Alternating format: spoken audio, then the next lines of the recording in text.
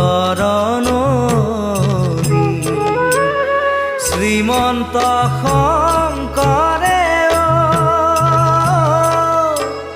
পার ভাঙি দিলে শ্রীমন্ত শঙ্করে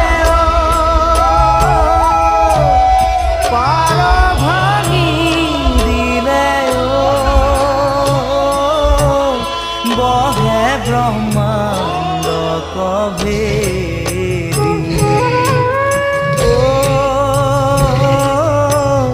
বহে ব্রহ্মাণ্ড কভেদি